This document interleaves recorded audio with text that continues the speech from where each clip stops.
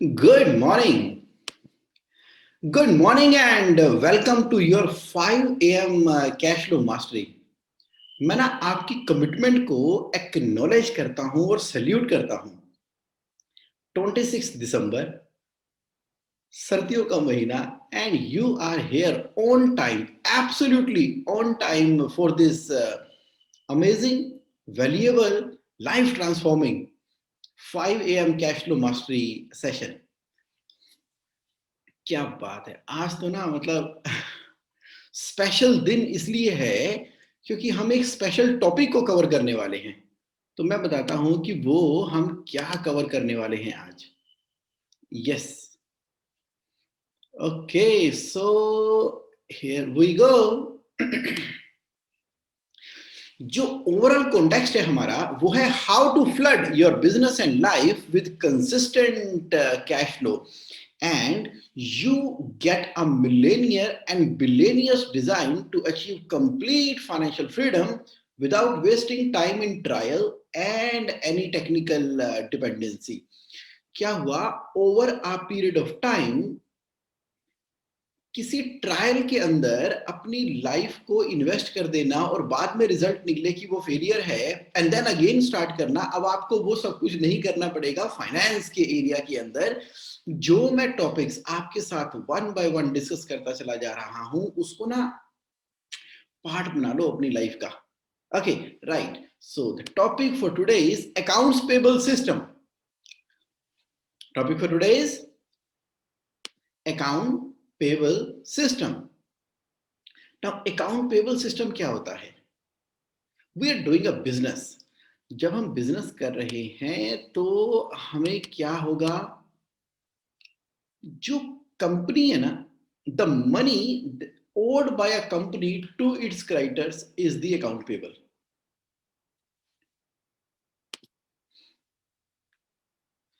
ये account payable किस किस को एप्लीकेबल है? अकाउंट पेबल किस तरह के बिजनेस को एप्लीकेबल है? देखो, अगर आपका बिजनेस मैन्युफैक्चरिंग का है तो भी अकाउंट पेबल होंगे ही होंगे। अगर आप ट्रेडिंग में है तो भी अकाउंट पेबल है, सर्विसेज में है तो भी अकाउंट पेबल है, बिल्डर, कॉन्ट्रैक्टर, डेवलपर और any other form of business. Yes, you are saying yes Jagmohan, we are doing business. That mean to say कि we are doing the business, तो उस केस के अंदर जो हम गुड्स एंड सर्विसेज बाय करते हैं आउटसाइड वर्ल्ड के लिए और उनको जो पैसे देने हैं तो वो मेरे अकाउंट पेबल कहलाते हैं। अब चाहे आपका बिजनेस जो है वो स्टार्टअप है, एस्टेब्लिश्ड बिजनेस है, चाहे वो ग्रोइंग बिजनेस है, चाहे वो any other stage of business है, आज का सेशन जो है आप सबके लिए इक्वली और उतना ही इंपॉर्टेंट है। Why it is important? Now this is the thing why it is important. Let me tell you, you are doing business, right? Or you may be in the accounts and finance section, or you may be in any of the form of the business in the department. तो जब हम business करते हैं, trading का example लेते हैं, आपने goods by की एंड देन उसके ऊपर कुछ प्रोसेसिंग की या एज इट इज उसको बेच दिया और अब आपको कस्टमर से पैसे आएंगे। जब कस्टमर से पैसे आ चुके होंगे उसके बाद आपने जो बाय किया है उसकी पेमेंट करते हो, वो एक डिफरेंट वर्ल्ड ऑल टुगेदर है फाइनेंस की लैंग्वेज के अंदर। और जब आप पहले परचेज करके अपने पास मटेरियल रखते हो उसके बाद सेल करते हो, वो एक डिफरेंट वर्ल्ड ऑल टुगेदर है। अच्छा, दोनों में फर्क क्या है? दोनों में फर्क क्या है कि जो फाइनेंस का प्रेशर है वो फर्स्ट केस में बहुत कम होगा जब आपको पैसे एडवांस के अंदर रिसीव हो रहे हैं। चलो, आज के सेशन में ना अभी पैसे मिले या नहीं मिले अभी हम उसको रखते हैं साइड पे। Today we are exclusively discussing about the account payable system, क्योंकि अकाउंट पेबल सिस्टम दोनों के दोनों सिनेरियो के अंदर जो बेस्ट वे है, प्रैक्टिस तरीका है उसको मैनेज करने का। I am going to talk about that in very detail. Why? Because the success of the business depends upon how effectively and efficiently we manage our account payable. हम किस बुलंदियों तक पहुंचेंगे अपने बिजनेस के अंदर, it completely depend upon the accounts payable management. How come? Your vendors are the real success partner of your company. Your vendor supplies you goods and services and all other aspects जो important ingredient है. जैसे आपके vendor होंगे ना, जैसे आपकी उनके साथ टर्म्स होंगी, जिस तरह से हम अपने बिजनेस के अंदर अपने वेंडर्स को टेक केयर करेंगे, मान लो आपका बिजनेस ना उतनी ही मजबूती के साथ में ग्रो करेगा, क्योंकि ये उसकी एक बहुत ही मजबूत फाउंडेशन है अकाउंट पेबल. हम ना कस्टमर्स एक्वायर करते हैं, कस्टमर एक्वायर करते हैं, सेल्स एंड मार्केटिंग कर रहे हैं, we want to provide best of the services to our client. Tell me, is it possible without the right suppliers? Without the right suppliers? No, it is not at all possible. Not at all possible. So that meant to say this is a very important area. Sometimes we get into the ecosystem or we fall into somewhere like ठीक है supplier है, मैं तेरे से नहीं तो किसी और से खरीद लूंगा, किसी और से तो नहीं किसी और से खरीद लूंगा, जहां पर सस्ता मिलेगा, बढ़िया क्वालिटी मिलेगी, मैं उससे खरीद लूंगा. And there is a some kind of disconnect on the soul level. Today I'm going to cover that as well. What I mean to say is, what happens, the way we handle our account payable system in the business determine the success of the business. This is the importance, my dear friend.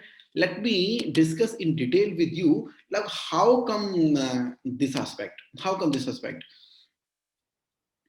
Okay, so many people have already joined in this 5 a.m. mastery workshop for this account payable management system. I welcome each one of you who have recently joined. Welcome and welcome. The topic for today we are discussing right away is account payable system. We talked about the meaning, money owed by a company to its creditors, and it is applicable. Account payable system is applicable to manufacturer, trader, service, builder, contractor, or any other form of business, whether you are a startup or an established business or a growing business or any other stage of business. Account payable is an important area. It is an important area because this determines the strong foundation of your business for the success. अच्छा, कितने type के account payable होते हैं? दो तरह के account payable को ना we can classify into two parts. One is the creditors for goods and services. See, sometimes people call it payable, like account payable, AP account payable, and in the balance sheet, generally you see the word creditors. So creditors and account payable are the same thing. That is why I have written these two names, creditors. Now the creditors can be for two aspects. Number one, goods, you are buying material, or services, like you are taking the service of a chartered accountant, or you are service of a job worker, or you are a service provider and you subcontracted that contract to the another party. So that will be the services. That means to say creditors for goods and services means those supplier which are in respect of the nature of the business you are into. For example, you are a builder and you are buying the building material. That is your creditors for goods and services. Second is creditors expenses. When I say creditor expenses, it means supplier of all those aspects which are in the nature of expense to you. For example, rent, electricity, telephone, printing stationery, any other form of expense that you are making a payment. See, you are making a payment to the another company. If that is towards the expenses, it will be called as creditor expenses. इन दोनों की management में थोड़ा थोड़ा difference है, उसको पूरी detail के अंदर मैंने कवर किया है आज की प्रेजेंटेशन के अंदर. So are you ready for today's amazing presentation on account payable? So let me hear some energy in the chat box. Are you ready? If you are ready, then please type ready in the chat box, like Sanjay Narwal ji, Nitin ji, Kunjan Gupta ji, Madhusudan ji, Lalit ji, panelists, KK, Maheshwari ji, Kunal Gupta ji, And everybody, like there's so many people. So my request to you is, when you reply in the panelist and attendees, so that your reply goes to everybody. But be comfortable, it is 5 a.m., it is your time. And I have been asked by one of my participant of 5 year master class, वो कहते हैं कि थोड़ा ना अब chat box के अंदर कम ही type करवाया करो। मैंने कहा ठीक है जी। तो now the rule of the game is, you will be typing in the chat box as per your emotions, as per your feelings, and you will be typing in the chat box whatever is coming in your mind. जो भी आपके दिल में आ रहा है, दिमाग में आ रहा है, इस टॉपिक को चलते चलते पार्टिसिपेट करो। तो उससे क्या होगा कि जैसे मैं लाइव आपसे बातचीत कर रहा हूं और कोई डायरेक्शन चाहिए मेरी प्रेजेंटेशन को, कोई फर्दर क्लैरिटी आपको चाहिए, कुछ आप बहुत खुश हैं, एक्साइटेड हैं, कुछ बताना चाहते हैं, कुछ आप रिलेट कर पाए अपने रियल लाइफ एग्जांपल के साथ में, तो let's have a partnership. I am starting this session at 5 a.m. Will complete bye 6:30 in 90 minutes. I will be giving this information, knowledge, the golden nuggets to you. And during this course, what you will be doing? You will be sharing your experiences or question or doubt, and take the full advantage. I'm telling you, this 5 a.m. session is a magic. Whatever you think and focus, it grows. It grows, my dear friend. So keep on focusing on the right area. चलो आगे बढ़ते हैं। Criteria की अगर मैं बात करूं ना, ये तीन चीजें बहुत बहुत बहुत इंपॉर्टेंट है सप्लायर के केसेस के अंदर। नाउ द पेमेंट टर्म्स, आप देखो, we are doing the business, जब हम बिजनेस कर रहे हैं, वेंडर की बात कर रहे हैं, सप्लायर की बात कर रहे हैं, क्राइटेरिया की बात कर रहे हैं, तीनों का एक ही मतलब है।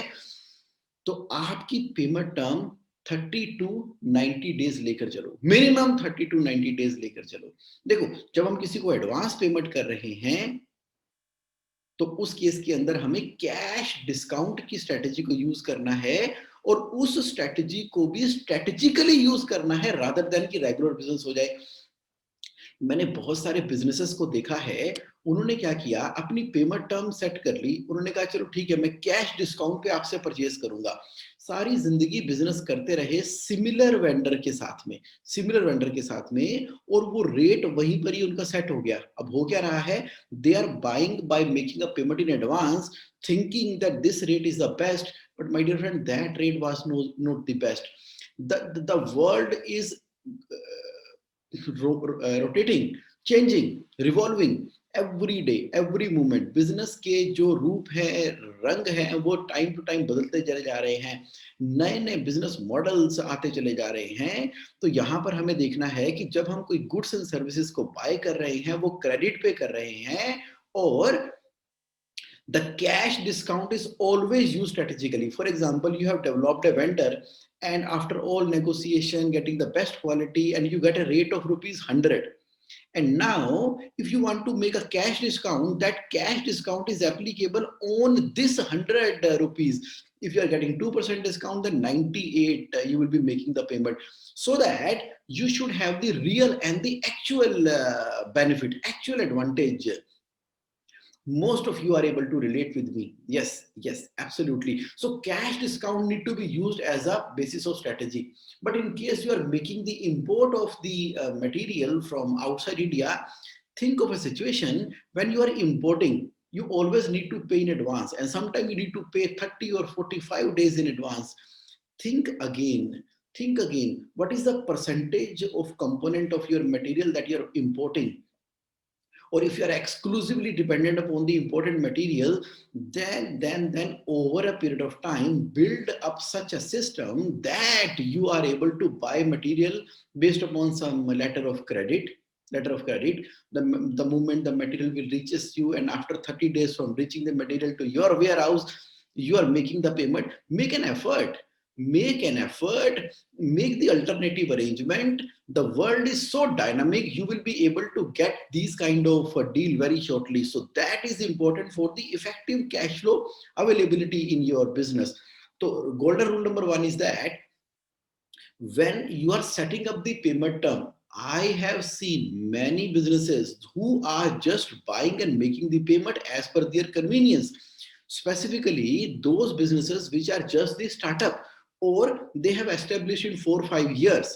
So they started the business with their passion, बस passion के साथ business करते गए, नए वेंडर डेवलप हुए, शुरू में कभी भी पेमेंट टर्म्स की बात नहीं की। देखो जब नया वेंडर डेवलप करते हो ना, उस समय ये ओपनिंग होती है, उस समय ये ओपनिंग होती है पेमेंट टर्म सेट करने की। सोचो अगर आपने उस समय 90 डेज की पेमेंट को सेटअप किया फॉर्मली, ये ना मैजिकली काम करने वाला है अपने बिजनेस के अंदर। तो new vendor development is very important.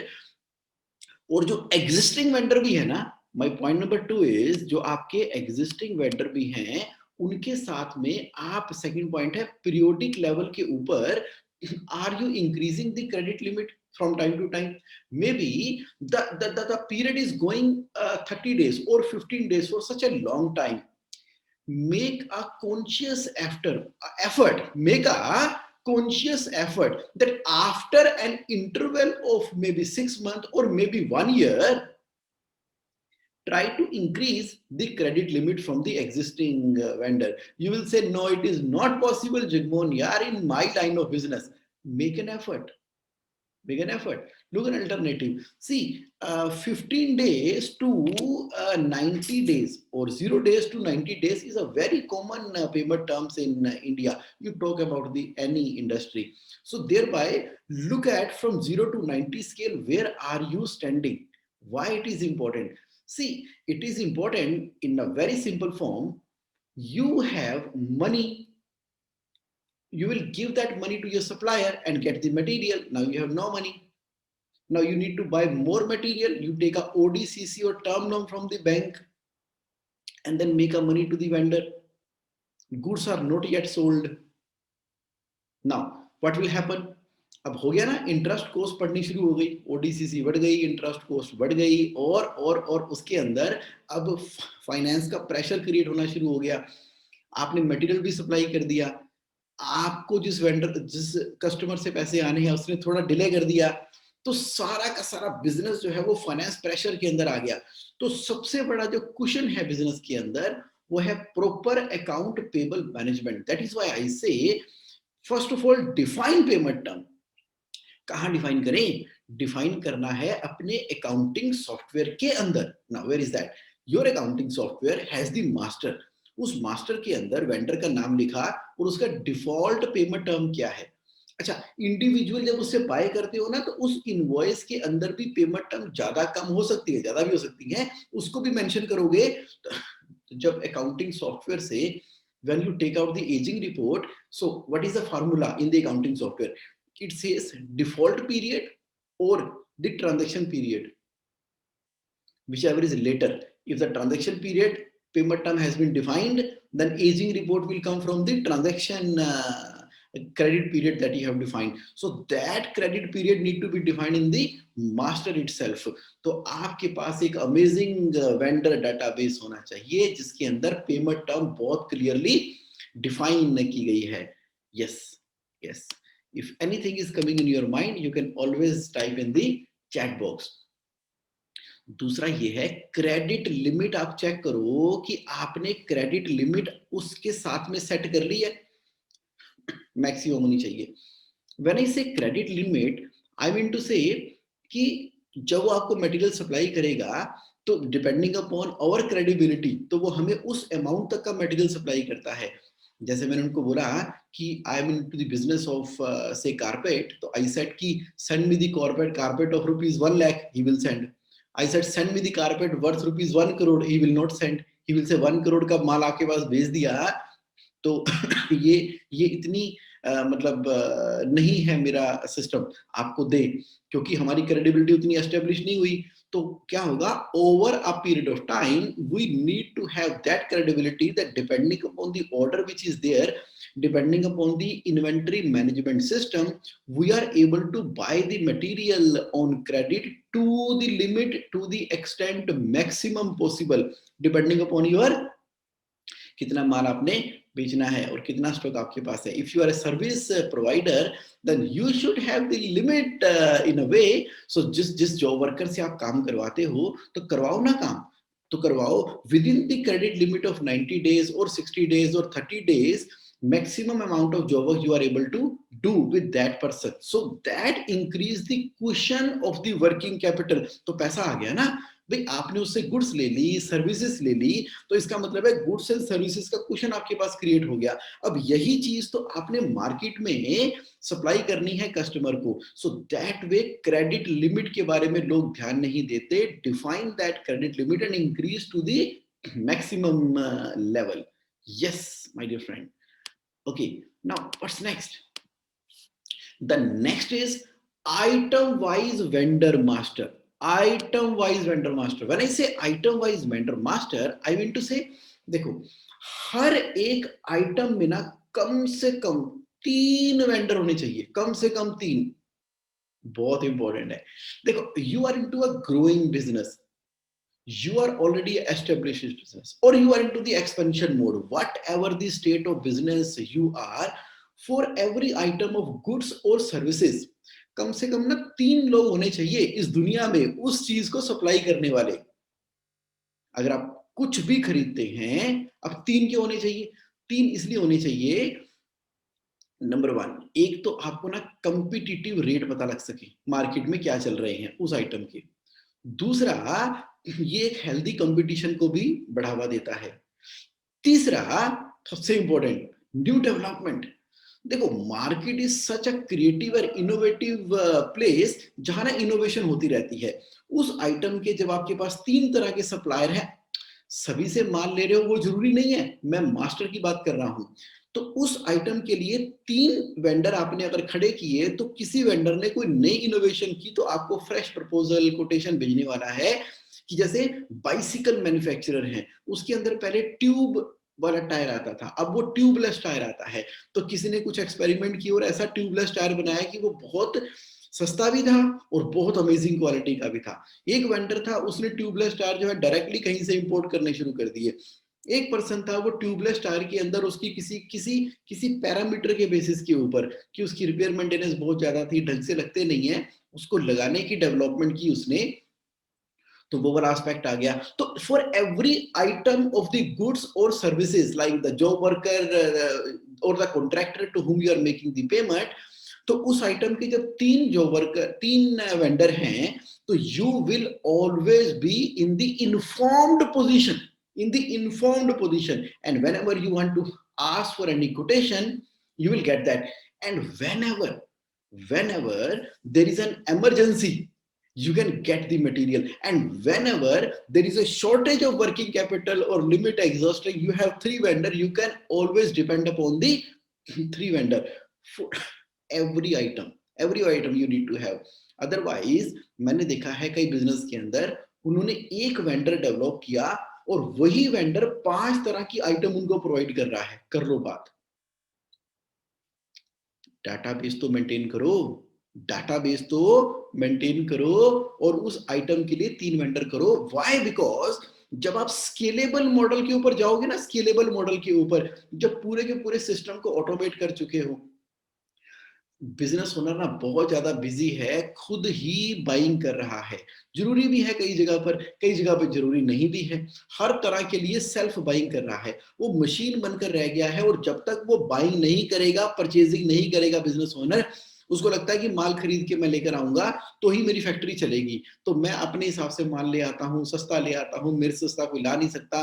Payment जब भी करनी होगी मुझे फोन आता है, मैं उसको टाल मटोल करके कलेक्शन के बेसिस पे कर लेता हूँ। सबसे बड़ा हर्डल बने हुए हो आप, सबसे बड़ा हर्डल बने हुए हो आप अपने बिजनेस की स्केलेबिलिटी के अंदर। स्केलेबल नहीं होगा ना, स्केलेबल कैसे होगा? रोड ब्लॉक बन गए। थ्योरी ऑफ कंस्ट्रेंट के हिसाब से सबसे बड़ा कंस्ट्रेंट बिजनेस के अंदर बिजनेस ओनर ही बना बैठा है। वो दिखाई भी नहीं दे रहा, क्योंकि वो अपने आप को कैसे देखे? ढूंढ के देखो। अगर अपने आप को शीशे में नहीं देखोगे तो बिजनेस में जाके अपने आप को देखने की कोशिश करना, मैं कहाँ हूं, मैं कहाँ हूं। आप कहीं भी ढूंढ लो, आपको आप नजर ही नहीं आओगे। And you are the biggest road block in the success in terms of scalability. क्योंकि अगर ऑटोमेशन लेके आना है, ऑपरेशंस लगाने हैं, परचेज एफएमएस लगानी है, फ्लो चार्ट के हिसाब से काम करना है, कॉम्पिटिटिव रेट लेने हैं, क्रेडिट लिमिट को बढ़ाते चले जाना है, डीलर मीट करनी है, कुछ नई टर्म्स पॉलिसी डिस्कस करनी है, तो business owner should be sitting there as a thinker and you need to have a system in the purchase where you are able to apply all those principle. जब आपको purchase करने से ही time नहीं मिलता तो बिजनेस स्केलेबल कैसे होगा? How many of you are able to relate what I am trying to say? तो if you are able to relate and able to see in and around your area, आपने ऐसे काफी business owners को देखा है, then please type relate R in the chat box. If you are able to relate, then please type R in the chat box. R in the chat box if you are really able to see, relate and okay, got it. तो यहाँ पर मैंने एक master formula क्या दिया? मैंने ये master formula दिया कि जब भी आप वेंडर डेवलप कर रहे हो तो हर आइटम के लिए कम से कम एक आइटम के कम से कम 3 वेंडर होने चाहिए और नया vendor development is a ongoing process. Now why it is a ongoing process? देखो ये ऑनगोइंग प्रोसेस इसलिए है क्योंकि आपको नहीं पता कि कितने नए इनोवेटिव एंटरप्रेन्योर, स्टार्टअप या एस्टेब्लिश्ड बिजनेस अपना लाइन चेंज करके इस दुनिया के अंदर आ रहे हैं. हमने 10 साल पहले कुछ वेंडर डेवलप किए थे, उनके साथ बिजनेस कर रहे हैं. दैट डज नॉट मीन कि आप एग्जिस्टिंग वेंडर के साथ में बिजनेस बंद कर दोगे. अगर आपको राइट क्वालिटी का राइट रेट के ऊपर राइट सर्विसेज गुड्स मिल रही है तो आप चेंज क्यों करोगे? नहीं करोगे. और मैं बता रहा हूं कि ये लॉयल्टी और गुडविल जो है लॉन्ग रन के अंदर बिजनेस की स्ट्रॉन्ग फाउंडेशन की तरह काम करती है. What I am trying to say is sometime जब न्यू वेंडर डेवलपमेंट आप करते हो तो वहां से जो इंफॉर्मेशन मिलती है और वो आप अपने एग्जिस्टिंग वेंडर को प्रोवाइड करते हो कि भाई मार्केट का तो अब इस तरह का माहौल है, ये तो नजारा बदल चुका है. People are doing this way. What are you doing? Sometime when we provide education, अच्छा हमारा एग्जिस्टिंग वेंडर हमें अच्छे से समझता है तो वो सारी की सारी इनोवेशन करके कई बार रेट भी कम करता है क्योंकि हमारा दिल से मिला हुआ है. तो वो उस तरह से चीजों को लाकर कुछ एक्स्ट्रा ऑर्डिनरी एफर्ट भी हमारे लिए करता है. लेकिन वो कब करेगा?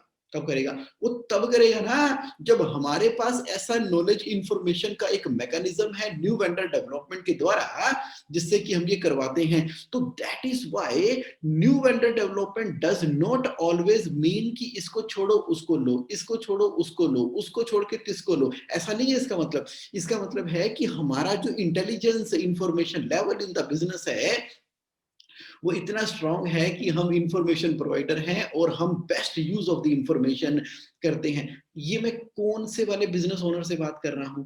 मैं उस बिजनेस ओनर से बात कर रहा हूं, उस फाइनेंशियल कंट्रोलर से बात कर रहा हूं, उस अमेजिंग पर्सन से बात कर रहा हूं who is ambitious, who is optimistic, who is honest, who is committed to grow, who is thinking about the valuation of the business, who is working the business in the automation.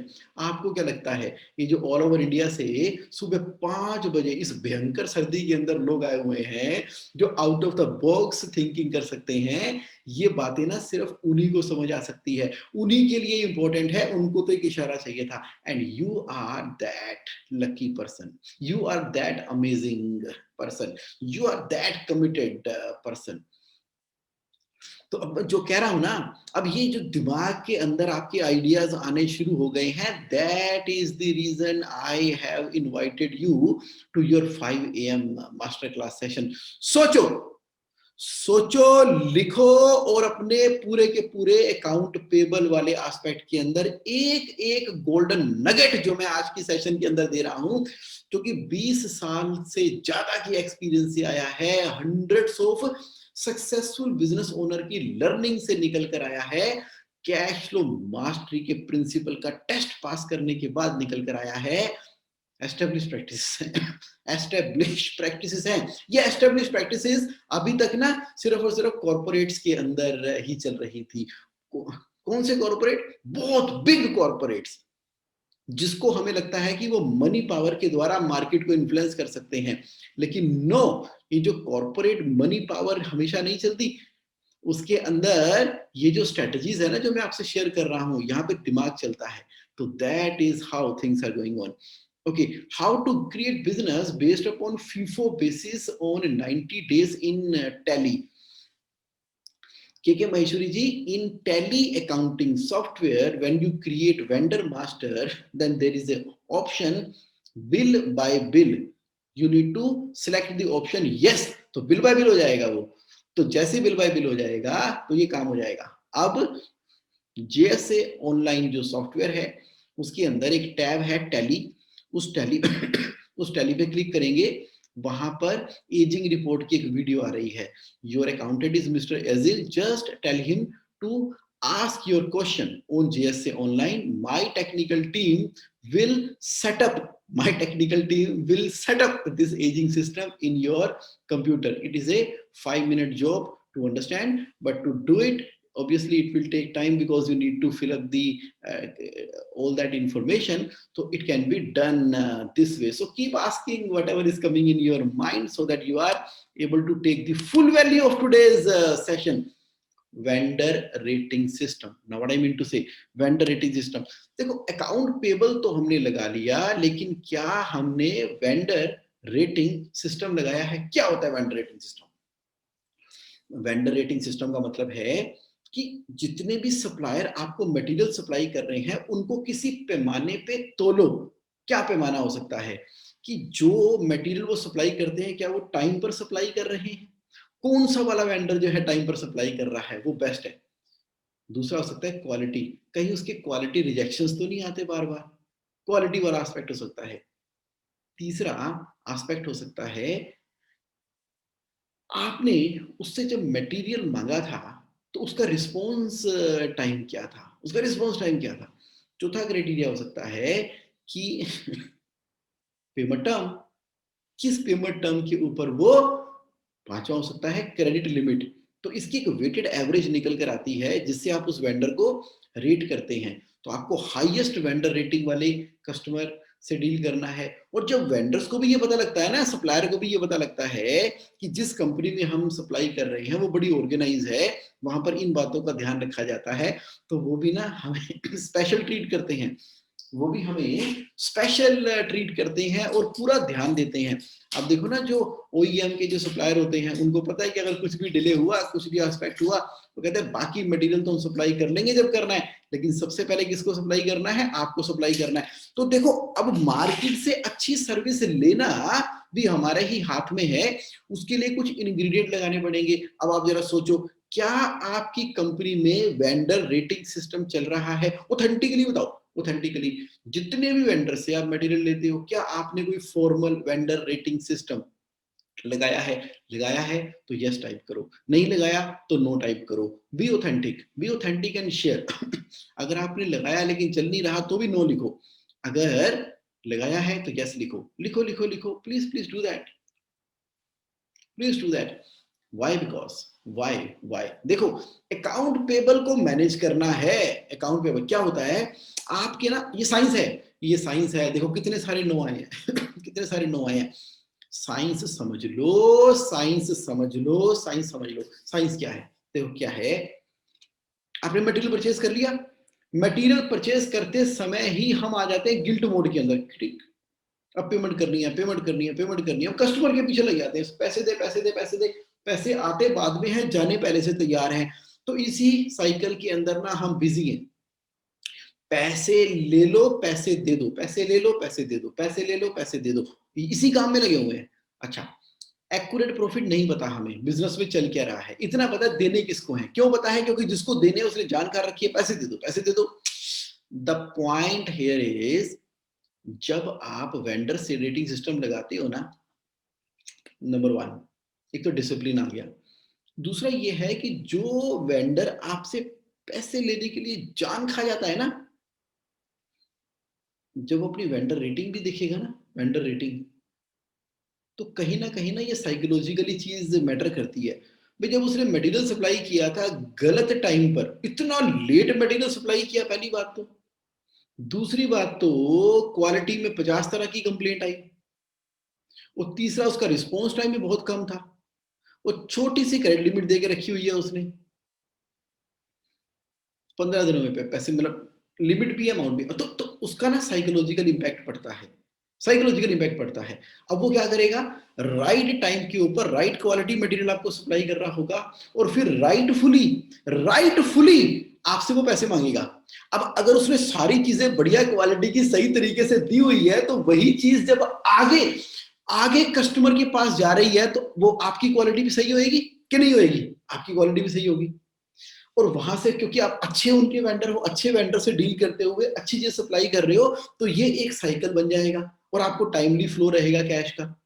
लेकिन क्या होता है कि जो चिक चिक करने वाले क्लाइंट होते हैं, पहले तो फोन कर करके किसी तरीके से माल उठाया और जब पेमेंट लेट हुई, उनकी नेचर ही ऐसी होती है, उसके बाद जान खा जाते हैं, पैसे दे दो पैसे दो पैसे दो पैसे दो। हमारी 80-90% एनर्जी तो वही सब हो जाती है। Is it making sense? Is it making sense?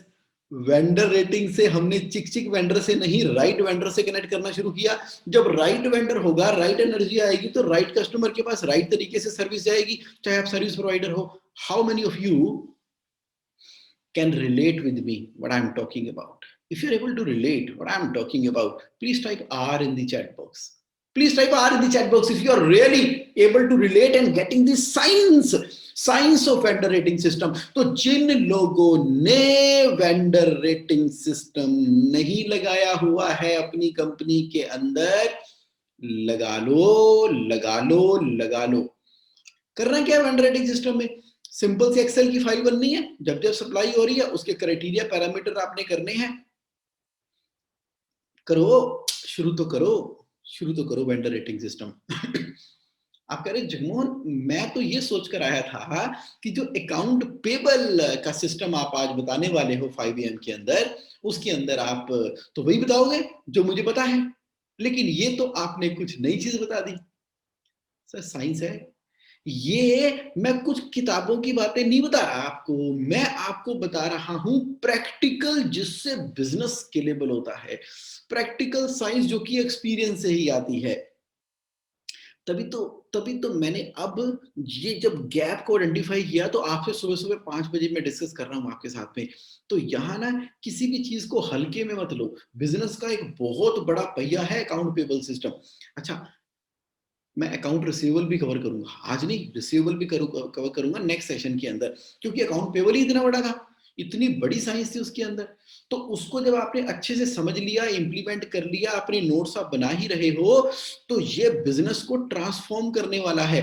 देखो, आपको ना बहुत मजबूत बहुत मजबूत टीम तैयार करनी है।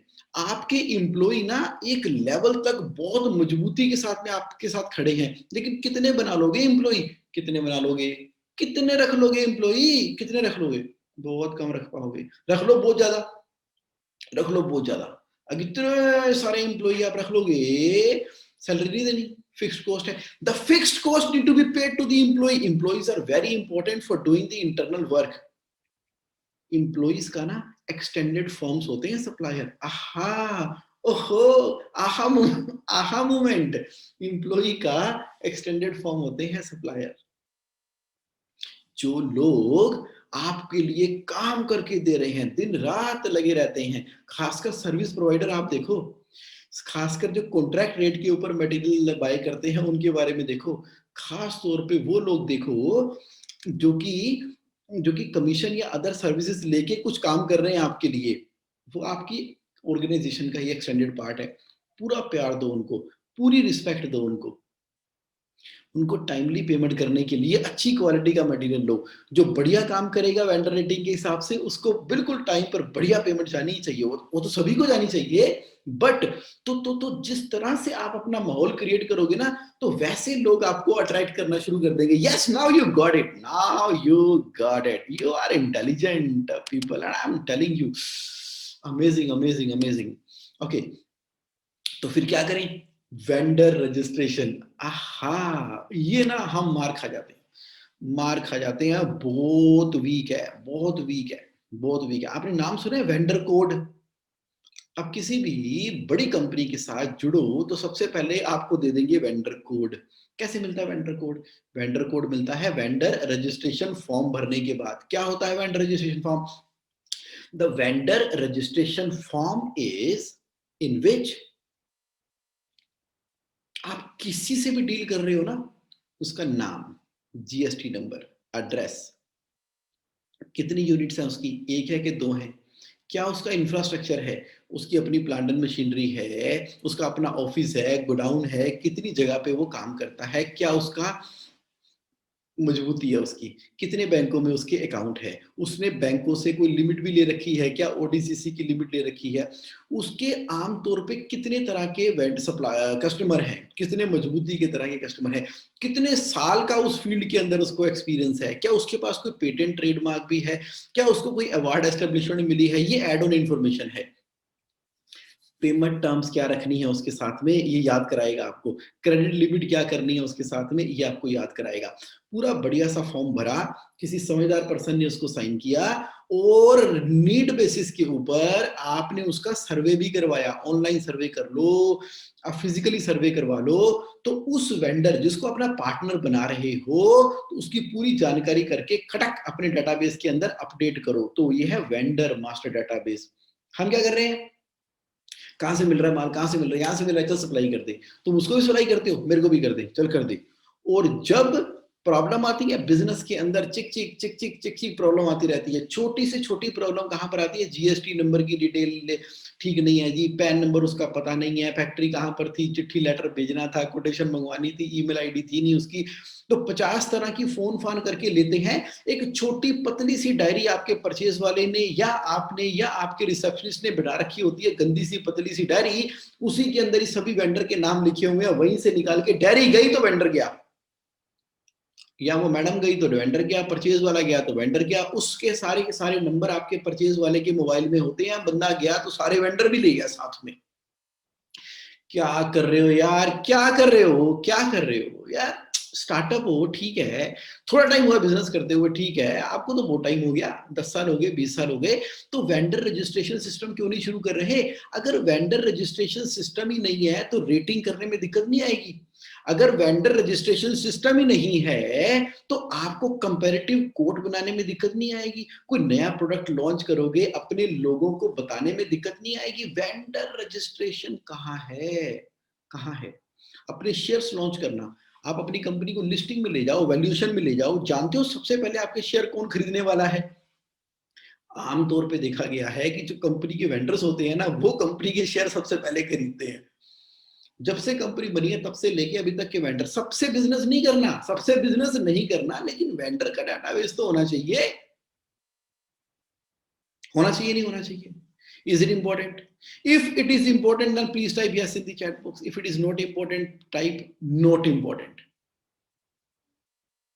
या जो भी आपके माइंड में आ रहा है। Yes yes my dear friend, yes I am getting the sense, I am getting the sense जो आप रिलेट कर रहे हो। You are amazing people. आज ना आज ना अकाउंट पेबल सिस्टम को ना पूरा ऐसे निचोड़ के ना, पूरा जूस निकाल के ना आपने समझ लेना है, अपनी यहां डाल देना है। अब अकाउंट पेबल सिस्टम का मतलब खाली ये थोड़ी होता है पैसे दे दो, बिल आया हुआ पैसे दे दो, बिल आया हुआ पैसे दे दो। मोस्टली बिजनेसेस वेंडर को कैसे ट्रीट कर रहे हैं, बिल आया हुआ है पैसे दे दो। कई बार तो मटेरियल भी नहीं आया होता, सर्विस भी नहीं आई होती, बिल के अंदर रेट भी फालतू लगे होते हैं। बिल आया पैसे दे दो, this is vendor management system. Time पर दे दो, बोलने से पहले दे दो। मेरे दरवाजे के बाहर कोई खड़ा नहीं होना चाहिए, बस बिल है तुम्हारा। अगर कहीं गलती से कुछ बड़े तुम की तरह के बिजनेस ओनर होते हैं, उनको मैसेज भी चला जाए तो वो अपने ही एम्प्लॉय को झाड़ देते हैं। मेरे पास किसी को पेमेंट का फोन कैसे आ गया, हमारी कंपनी तो साहूकारों वाली कंपनी है, बिल आया उसको पेमेंट करो, बाद में देखेंगे क्या था क्या नहीं था। कोई का फोन नहीं आना चाहिए। ये तरीका ठीक नहीं है, ये तरीका ठीक नहीं है। तरीका ठीक क्या है, we need to follow the process in the account payable जो आप सीख रहे हो। यस माय डियर फ्रेंड, क्योंकि हमें बिजनेस को ना बिजनेस बनाना है ना, बिजनेस को बिजनेस बनाना है। That is a cash cow, that is a cash cow which is generating the money. It is a money making machine, it is a scalable model. Okay, उसी context में आप जरा देखो, vendor registration करवाया तो एक बड़ा इंपॉर्टेंट पॉइंट क्या है कि आप जिनको वेंडर बना रहे हो वो फाइनेंशियली वीक है कि स्ट्रांग है, वो फाइनेंशियली वीक है कि स्ट्रांग है। आपको ना वेंडर का कॉम्बिनेशन बनाना होता है। तो मान लीजिए कोई साड़ियाँ बनवाता है, कोई सूट सलवार बनवाता है, कोई लहंगे बनवाता है और वो जिनसे बाय कर रहा है वो बिल्कुल लेबर क्लास है और बिल्कुल रघुवीर नगर की झुग्गी-झोंपड़ियों में रहते हैं या कहीं पर भी हैं या फिर जहाँ कहीं भी हैं, मतलब मायापुरी में भी है और हर जगह पर ही मिल जाते हैं आपको, हर जगह पर है, मतलब क्योंकि बिज़नेस इस तरह से एस्टेब्लिश हुआ पड़ा है इंडिया के अंदर। तो हमने क्या किया, वहाँ से सस्ते से सस्ता, सस्ते से सस्ता, सस्ते से सस्ता माल खरीदना शुरू कर दिया। मार्केट में सप्लाई किया, लॉकडाउन आ गया, बैंड बज गया, सारे चिपक गए आपको, एकदम चूस गए आपको पूरी तरीके से, क्योंकि क्रेडिट कर नहीं सकते उनके साथ में। माल सारा आपके पास पड़ा हुआ है, उन्होंने जो माल बनाया भी था लॉकडाउन में वो भी डाल गया हमारे पास, और पैसे के लिए बाबूजी पैसे दे दो, पैसे दे दो, पैसे दे दो, पैसे दे दो, पैसे दे दो, पैसे दे दो, पैसे दे दो, पैसे दे दो। तो हो गया कांड। तो दैट मीन टू से कि हमें ना, आपको नहीं लगता we should have a combination of the vendor, भाई जिनसे आप माल खरीद रहे हो, अच्छी बड़ी कंपनियां या फाइनेंशियली स्ट्रॉन्ग हाउसेस भी ऐसे हैं जो कि आपको सेम रेट पे अच्छी क्वालिटी का मटेरियल दे सकते हैं। सोच बदलो, बिजनेस बदलेगा। अपने साथ ना हमें फाइनेंशियली स्ट्रॉन्ग वेंडर भी रखने हैं। कुछ लोग तो कहते हैं मैं ना फाइनेंशियली स्ट्रॉन्ग वेंडर ही रखता हूं, I always keep financially strong vendor supplier with me. Why? Because tension नहीं होती। I am doing good business, taking material from good people, supplying to good people, and I am getting the money, giving the money to them. अगर payment में देर सवेर हो भी जाती है ना, वो वैल्यू बेस्ड वाले सिस्टम है, उनके पास फाइनेंशियल वैल्यू भी है, मॉरल वैल्यू भी है। उनसे कभी मिलो अपने वेंडर से जाके, इतनी बढ़िया नॉलेजेबल बातें भी करेंगे, एजुकेशन की बात करेंगे, ट्रेनिंग डेवलपमेंट की बात करेंगे। What a gem of people are they who are our vendor and supplier. और कभी पेमेंट आगे पीछे भी हो जाए, हल्का सा उनको फोन मैसेज चला जाता है कि भाई साहब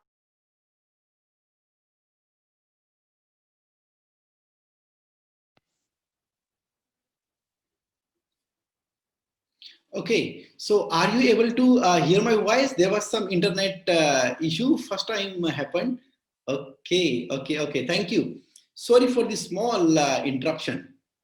Everything happens for good. क्या हुआ, करेक्शन नहीं आई, वेंडर ने प्रेशर क्रिएट कर दिया। Okay, right, okay. तो फाइनेंशियली स्ट्रांग, फाइनेंशियली वीक, तो now the goods and services, services भी होते हैं ना, हम अगर आर्किटेक्ट भी हैं और हमने आगे से आउटसोर्स किया हुआ है, जिसका आउटसोर्स किया हुआ है, तो वो फाइनेंशियली स्ट्रांग होना चाहिए। Absolutely amazingly financially strong. तो सोचो, तो कॉम्बिनेशन लेकर चलना है, कॉम्बिनेशन लेकर चलना है, ये जिंदगी में आपको इतनी सुख देगा अकाउंट पेबल के अंदर, you are going to love that, you are going to love that. Okay, देखो, now bill by bill payment करनी है हमने। कैसे पेमेंट करनी है? Bill by bill, bill by bill. जो आपके पास बिल आता है ना, वो पूरा पे करना है। सबसे पुराना बिल पहले पे करना है, और पेमेंट बिल वाइज करनी है, वेंडर वाइज नहीं करनी। बड़े ध्यान से सुनो, पेमेंट जो है वो बिल वाइज करनी है, वेंडर वाइज नहीं करनी। पेमेंट जो है वो बिल वाइज करनी है, वेंडर वाइज नहीं। होता क्या है कि हम वेंडर की लिस्ट बनाते हैं, हम कहते हैं इन 4 लोगों को पेमेंट कर दो। आपका accounting software should be competent कि आपने कट ऑफ डेट डिसाइड की कि इससे पहले के सारे बिल पे कर दो। कौन से? एजिंग के हिसाब से आएंगे ना, bill by ageing. So you created the ageing report, as per the ageing report जिस पार्टी के जो बिल पेंडिंग है वो फुल पे करने हैं। That discipline you need to maintain. बस इसको समझ लो, इसको कर लो। मैं दोबारा बोल रहा हूं, किसी से गुड सर्विस ली, उसका बिल आया, जो सबसे पुराना बिल है उस बिल को पे करना है। पार्टी का नाम भूल जाओ, भूल जाओ पार्टी का नाम, वेंडर का नाम भूल जाओ, बिल देखो, सबसे पुराना बिल, और बिल पूरा पे होगा। ऐसा नहीं कि चल लमसम 50,000 पे ले लो, लमसम 10,000 ले लो, बाकी हिसाब कर लेंगे। Reconciliation is the biggest challenge in any. Reconciliation is the biggest challenge in accounts and finance. तो रिकंसिलिएशन करने की जरूरत ही नहीं है when you are able to make the payment on a bill by bill basis. That is going to be the game changer. अच्छा, tail management is the most effective way. Tail को manage करो, build होती है credibility. अब tell क्या होती है? Tell का मतलब है पूछल। पूछल तो there is, think of a dog, there is a dog, उसका फेस है और उसके पीछे उसकी टेल है, तो उसके फेस से उसकी टेल सबसे पीछे होगी। Now the tail management means the oldest bill जो अभी पेंडिंग है वो कितने दिन पुराना है आज की डेट से। अगर कोई बिल 150 दिन पुराना आपके पास पड़ा हुआ है, इसका मतलब है कि जिसने आपको मटेरियल या गुड्स सप्लाई किया वो 150 दिनों से वेट कर रहा है पैसे दे दो। अब आपने पैसे क्यों नहीं दिए? हो सकता है कि आपका क्वालिटी का इश्यू था, तो भाई क्वालिटी का इश्यू था तो डेबिट नोट इश्यू करो। हो सकता है कि आपको लगा कि वो बिल स्किप हो गया। ऐसे कैसे स्किप हो गया? जब आप पीओ सिस्टम फॉलो कर रहे हो तो बिल स्किप हो ही नहीं सकता। इसका मतलब है बिल नोट रिसीव्ड वाली कैटेगरी के अंदर वो आ रहा है। अब जितना पुराना बिल है उतनी क्रेडिबिलिटी आपकी खराब हो रही है, तो बिल को within the due date settle करना है। तो अगर आप 15 दिनों में एक बार पेमेंट करते हो तो मैक्सिमम ओवर ड्यू 14 डेज का हो सकता है। अगर आप 7 डेज के अंदर पेमेंट करते हो तो मैक्सिमम ओवरड्यू 6 डेज का हो सकता है। तो that way bill by bill, which is the oldest bill, so one figure that should come in front of you, which I have shared in JSA online in the MIS, how much payable is overdue and what is the tail of the oldest bill. The moment आप इसको manage करना start कर दोगे, इसके पीछे की एक मैं छोटी सी स्टोरी आपको सुना देता हूं। मटेरियल आ गया, ठीक नहीं था, क्वालिटी प्रॉब्लम थी, तो जो जो जो प्रोडक्शन फ्लोर पे था उसने बोला कि जो मटेरियल आया ना, मैंने देखा था क्वालिटी वाला बता रहा था उसमें कुछ मटेरियल ठीक नहीं है। सुपरवाइजर कहता चलेगा नहीं ये। क्वालिटी वाला ने रिजेक्ट करके सुपरवाइजर को बता दिया, सुपरवाइजर ने प्रोडक्शन हेड को बता दिया। प्रोडक्शन हेड कहता है कि ठीक है। अब उन्होंने बिजनेस ओनर को बताया, बिजनेस ओनर को उसी सप्लायर का फोन आया। सप्लायर कहता है सर मटेरियल ठीक है, मटेरियल में कोई दिक्कत नहीं है, आप उसको यूज करो एक बार, यूज करने के बाद कोई दिक्कत आएगी, परेशानी आएगी तो मुझे बताना, मैं उसको रिप्लेस कर दूंगा। आप उसको यूज कर लो, मेरी पूरी गारंटी है, इसमें कौन सा आपको कोई फर्क पड़ने वाला है। और उन्होंने कहा चलो ठीक है यूज करके देख लेते हैं। अकाउंट्स वालों को इंस्ट्रक्शन दे दी कि पेमेंट मत करना। अच्छा, अब ये वाली बात हो गई। अब टाइम बीतना शुरू हुआ। सबसे पहले जो सुपरवाइजर शॉप फ्लोर पे था वो कहता मैं तो ना यूज करूंगा इसको, क्योंकि अल्टीमेटली प्रोडक्शन की क्वालिटी मुझे देखनी है। कल को प्रोडक्शन वाले साहब ने मेरी वाट लगानी है, मेरी जो है परफॉर्मेंस के ऊपर इंपैक्ट आना है। अगर उनका गलत वाला मटेरियल मैंने इस्तेमाल कर लिया, साहब कह तो रहे हैं, लेकिन अगर पंगा आ गया तो भूल-भाल जाना है कि डॉक्टर तुम थे, दिल का इलाज तुम कर रहे थे, तुम्हें देखना चाहिए था, मैंने तो कहा था इस्तेमाल करके देख लो। उसने उठा के मटेरियल को साइड में रख दिया साइड पे। 1 महीना बीता, 2 महीने बीते, 3 महीने बीते, अब भूल गए सारे। अब लेकिन किताबों के अंदर जो वेंडर है उसकी तो किताबों में आउटस्टैंडिंग खड़ा हुआ था।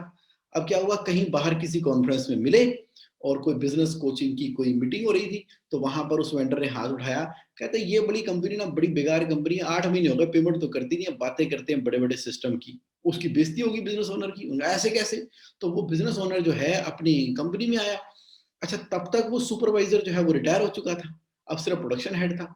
तो उसने प्रोडक्शन हेड की लेनी देनी की कि ऐसे कैसे, नहीं प्रोडक्शन की पहले अकाउंट्स वाले से बोला कि अकाउंट्स वाला तूने पेमेंट क्यों नहीं की उसकी। उन्होंने कहा सर पेमेंट कैसे कर दे, आपने तो बोला हुआ था इस वाले बिल के अगेंस्ट में एक रेड फ्लैग लगा हुआ है कि इसका कोई क्वालिटी का एस्पेक्ट आएगा। प्रोडक्शन वालों ने मना किया था। ओनर ने प्रोडक्शन वाले को बोला क्यों भाई प्रोडक्शन वाले, तूने पेमेंट क्यों नहीं कराई उसकी, रोका क्यों हुआ है? कहता मैंने कहा रोका, मैंने तो बोला हुआ था। अब प्रोडक्शन का हेड सच्चा है अपनी दुनिया में, कहता मैंने तो करूंगा। सुपरवाइजर रिटायर हो चुका है, तो आपस में ही तीनों का कलेश हो गया। अब बिजनेस ओनर आपको पता ही है, कहीं से हल्की सी उसकी पूछल दबा दो तो वो तो लेनी देनी कर देता है लाल पीला होकर सभी को। उसके लिए सारी कंपनी खराब है, सारे सिस्टम खराब है, सारे एम्प्लॉय खराब है, सारे बंदे खराब है, पता नहीं सारी दुनिया में सब गलत चीजें उसी कंपनी के अंदर हो रही है। लॉजिकली बिजनेस ओनर ने सोचा नहीं, 15-20 लोगों की और क्लास लगा दी वहां पे। प्रोडक्शन हेड वाला कहता मरो जाके, कि मैं इतनी मेहनत शिद्दत से काम कर रहा हूं और कोई प्रॉब्लम नहीं आने दी, और आज जो है पता नहीं इस छोटी सी बात के लिए ये मुझे सुनना पड़ रहा है। प्रोडक्शन हेड ने भी खटाक रिजाइन दिया और निकल गया वहां से। अब कंपनी की हालत खराब है। अब देखा जाए तो किसकी गलती, क्या गलती, क्यों गलती, क्या हुआ ये सारा का सारा? अच्छी भली चलती चलाती फैक्ट्री बर्बाद हो गई, कैसे बर्बाद हो गई? सुपरवाइजर ने वो क्वालिटी वाला मटेरियल नहीं चलने दिया। अच्छा किया, प्रोडक्शन वाले ने तो अपनी इंस्ट्रक्शन दे दी थी सुपरवाइजर को, और वो बड़ी मेहनत से काम कर रहा था। उसने भी कहा था कि अंडर ट्रायल चेक करें, तो वो भी सही था।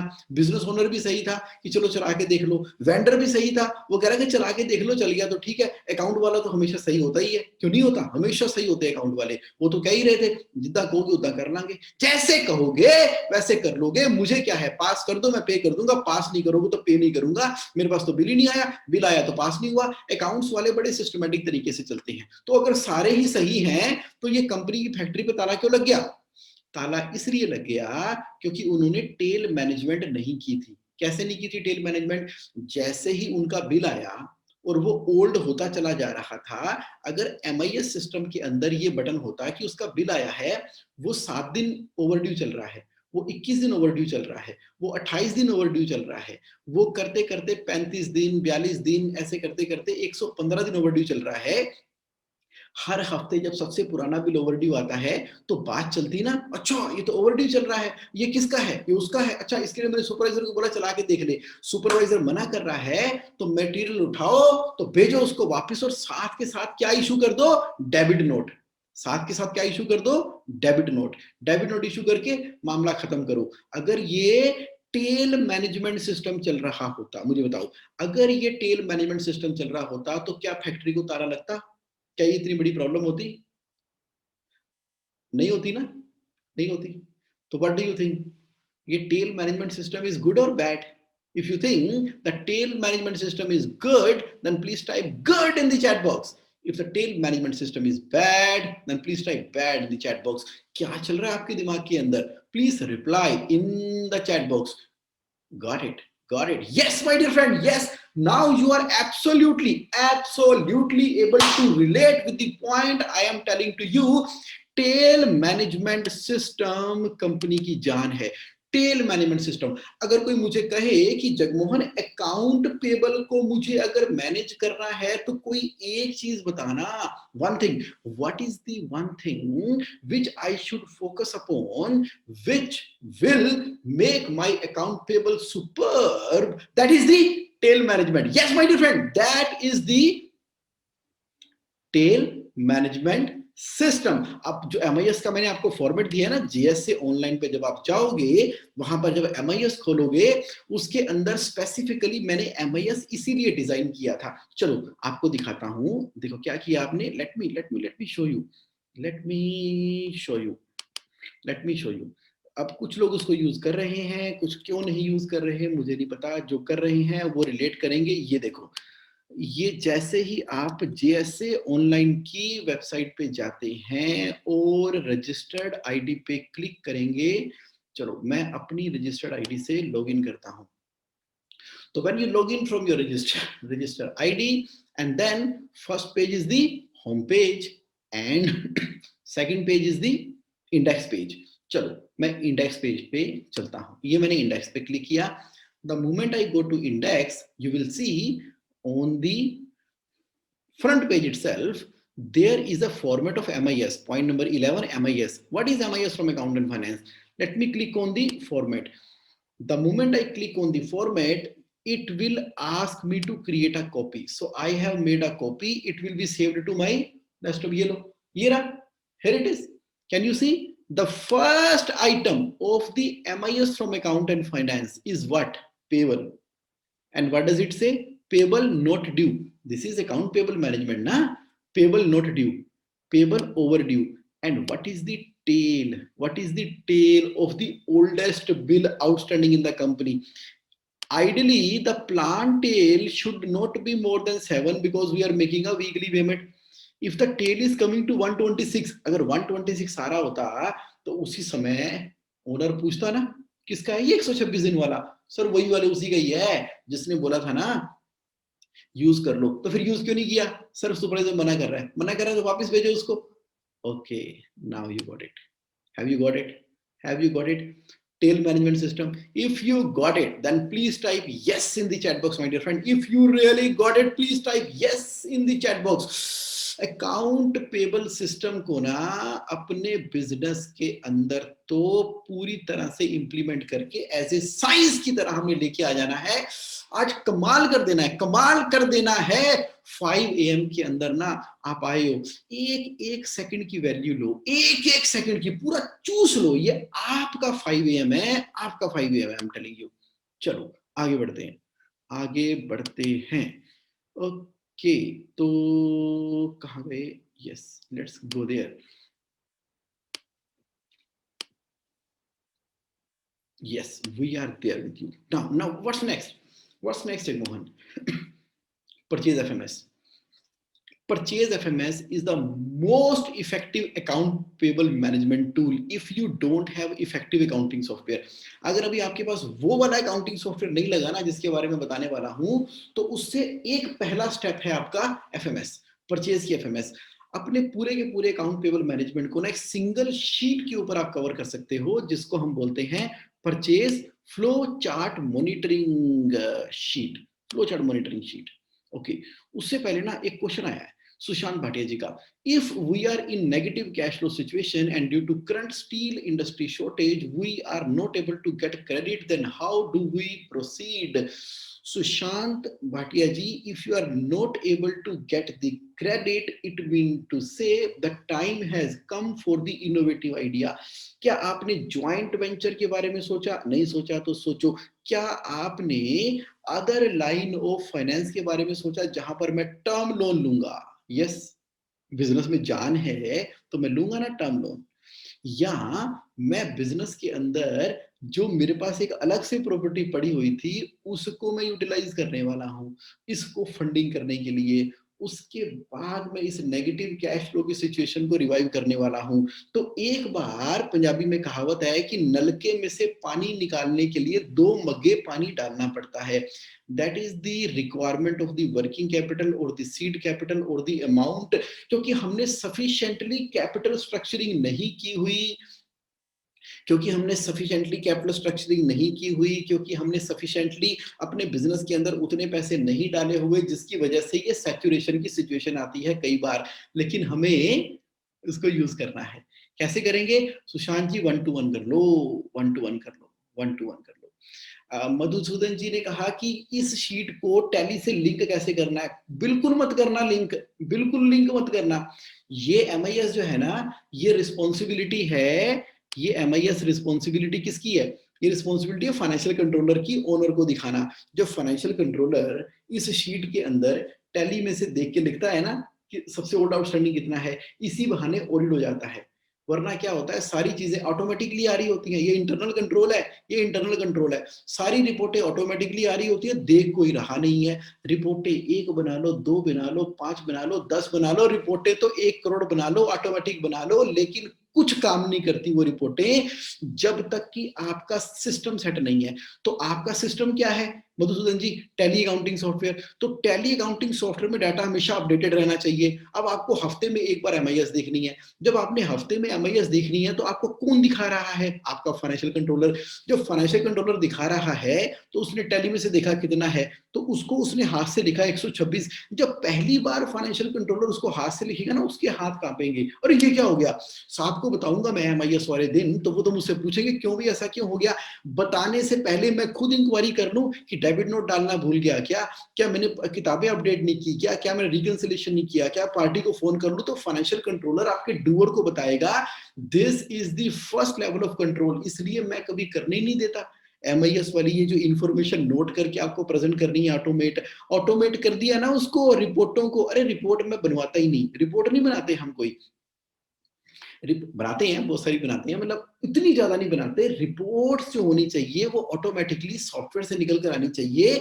लेकिन जो इंटरनल कंट्रोल है, इंटरनल कंट्रोल है, तो ये इंटरनल कंट्रोल का पार्ट है जिसमें फाइनेंशियल कंट्रोलर लिख कर देता है। तो आप 1 to 1 करना, मैं आपको और डिटेल में बताऊंगा इसका साइंस क्या है। ओके, तो सुशांत जी ने कहा कि you mean debt asset liquidation. Yes, आप मेरी सेंस पकड़ रहे हो। मुझे ना आपके बिजनेस को अच्छी वाली कैपिटल से भरना है, यानी कि प्रोडक्टिव कैपिटल से भरना है। प्रोडक्टिव कैपिटल जितनी रोटेट करेगी उतना पैसा लेकर आएगी। शॉर्टेज ऑफ फंड, मार्केट से उधारी नहीं मिल रही, तो हम उसके अंदर सफिशिएंट पानी डालने वाले हैं। अच्छा, सिद्धार्थ जी कह रहे हैं कि sir also please let us know the attendance software you use. अभी बताता हूँ, अभी आएगा। आउट ऑफ कंटेक्स्ट नहीं है सिद्धार्थ जी, ये इसी प्रेजेंटेशन का पार्ट है। I am going to share with you. अच्छा, नमित चोपड़ा जी कह रहे हैं, इज फाइनेंशियल कंट्रोलर अकाउंटेंट और ए separate person? Is accountant. Financial controller mindset, आपके अकाउंटेंट का माइंडसेट जो हमने करना है, अकाउंटेंट का माइंडसेट कौन सा होगा? फाइनेंशियल कंट्रोलर वाला। कुछ लोग उसको सीनियर अकाउंटेंट बोलते हैं, कुछ लोग उसको अकाउंट हेड बोलते हैं, कुछ उसको सीएफओ बोलते हैं, बट आपकी कंपनी के अंदर एक फाइनेंशियल कंट्रोलर चाहिए जो कि आपका अकाउंटेंट है। यस, अब आगे बढ़ते हैं। ठीक है, परचेज की एफएमएस आपने लगानी है। परचेज की एफएमएस में क्या होता है, मैं आपको एक तो सैंपल दिखा देता हूं, ये देखो, ये देखो परचेज के सैंपल दिखाता हूं मैं आपको। Let's go to the JSC online itself. यहाँ देखो, परचेज एफएमएस का सैंपल 1, सैंपल 2, सैंपल 3। हम कोई भी सैंपल खोल लेते हैं। मान लीजिए पहला सैंपल खोला हमने परचेज एफएमएस का, तो परचेज एफएमएस में मेका कॉपी करेंगे, तो आप अपने हिसाब से ना इसको सेट कर लेना। तो मैं आपको 2-3 सैंपल दिखा देता हूँ। देखो कितनी प्यारी एक परचेज एफएमएस है, जहां पर हम सिर्फ उसकी पेमेंट की कंट्रोलिंग कर रहे थे, खाली पेमेंट की कंट्रोलिंग कर रहे थे। तो ये हो गया ऑप्शन नंबर 1, जहां पे बिल किस डेट को रिसीव हुआ, बिल नंबर क्या है, बिल डेट क्या है, कितना आईजीएसटी है, कितना सीजीएसटी है, कितना उसका अमाउंट है, अप्रूव्ड हो गया कि नहीं हो गया, कब पोस्टिंग हो गई। ये एफएमएस सिर्फ वहां पर लगी हुई थी जहां पर असली सिस्टम कौन सा जो होना ही चाहिए, पीओ सिस्टम नहीं लगा हुआ था। तो मैं रिकमेंड करता हूं जहां पर पीओ सिस्टम लगा हो। तो उसके लिए मैं आपको दूसरा फॉर्मेट दिखाता हूं। दूसरा फॉर्मेट है परचेज एफएमएस 2। अब परचेज एफएमएस 2 के अंदर देखो आपको कितनी अच्छी डिटेल निकल कर नजर आएगी। Now this file is getting open up, और ये ओपन अप हो गई। अब ये देखो, let me show you purchase FMS. देखो इसके ना हमने प्रोसेसेस बनाए हुए हैं। पहला प्रोसेस क्या है, रिक्विजिशन का प्रोसेस, कि किस डेट को इंडेंट रेज हुआ, किस आइटम का इंडेंट रेज हुआ। अब इंडेंट रेज होने के बाद फिर परचेज ऑर्डर बनेगा। परचेज ऑर्डर का पूरा प्रोसेस आ गया कि रिक्वेशन नंबर क्या था, और उस आइटम का पीओ हमने कब बनाया। उसके बाद गुड्स कब रिसीव हुई, जीआर एंड का है। और उसके बाद हमने परचेज की बिल मॉनिटरिंग शीट लगा दी, यहाँ तीसरी वाली। अब ये सेकंड फॉर्मेट कहां पर काम आता है, जहां पर बहुत ज्यादा वॉल्यूम है और तीनों जगह अलग अलग डाटा कैप्चर कर रहे हैं और बाद में एक सिंगल शीट में उसको मेच्योर कर लेते हैं। लेकिन हो सकता है कि आपके केस में परचेज का सीधा फॉर्मेट नंबर 3 काम कर जाए। अब फॉर्मेट नंबर 3 भी बहुत अमेजिंग है। इसके अलावा और भी फॉर्मेट्स हैं, तो ये मैं आपको एक सैंपल दिखा रहा हूं आपके आइडिया के लिए। ये देखो, ये आपका बिल्कुल एक ही शीट के ऊपर पूरी परचेज एफएमएस आ गई। क्या हुआ, स्टेप नंबर 1, रिस्पॉन्सिबिलिटी सेंटर कौन है, नाम लिखो उसका। परचेज ऑर्डर डिपार्टमेंट क्या करेगा, सीरियल नंबर, किस डेट को पीओ बनाया, पीओ का नंबर क्या है, पार्टी क्या है, कब डिलीवरी होनी है उसकी, टैक्सेबल वैल्यू क्या है, पीओ अप्रूव हो गया कि नहीं, पीओ सेंड कर दिया सप्लायर को, कंफर्मेशन पीओ की आ गई। अच्छा, उसके बाद फिर क्या है, परचेज डिपार्टमेंट वालों के पास जब उसका परचेज का बिल आया, टक टक टक टक टक, आप जानते हो ये सब चीजें, आप जानते हो। मैं आपको अकाउंट, पेमेंट, पूरा का पूरा प्रोसेस आ गया। अच्छा, कोई भी आप यूज कर लो, देखो कोई भी परचेज एफएमएस यूज कर लो। द पॉइंट हियर इज इसके अलावा ना ऐसे 1-to-1 भी कर सकते हो मेरे टेक्निकल टीम मेंबर के साथ। आपके बिजनेस की रिक्वायरमेंट के हिसाब से जो मोस्ट इफेक्टिव परचेज एफएमएस है वो आपको लगानी है, ताकि इंडेंट से लेके, पीओ से लेके, गुड्स रिसीव से लेके, क्वालिटी चेक से लेके, उसका बिल आ गया, बिल अप्रूव हो गया, पेमेंट हो गई, सारा का सारा एक सिंगल शीट के ऊपर कवर हो गया। परचेज एफएमएस लगानी है किसके लिए, अपने अकाउंट पेबल मैनेजमेंट करने के लिए। ओके, नेक्स्ट है अकाउंटिंग सॉफ्टवेयर। मेरा इस पे बहुत ज्यादा कॉन्फिडेंस है। उस पे तो है, जब आप सिस्टम बना रहे हो तो बहुत अच्छी चीज है, अमेजिंग चीज है परचेज एफएमएस।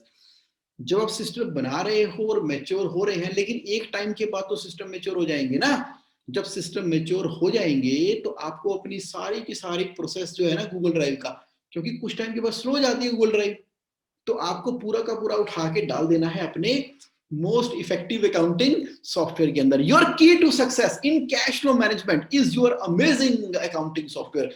जितनी भी बड़ी कंपनी है लिस्टिंग के खेल के अंदर है, उनके पास एक बड़ा ही अमेजिंग अकाउंटिंग सॉफ्टवेयर होता है।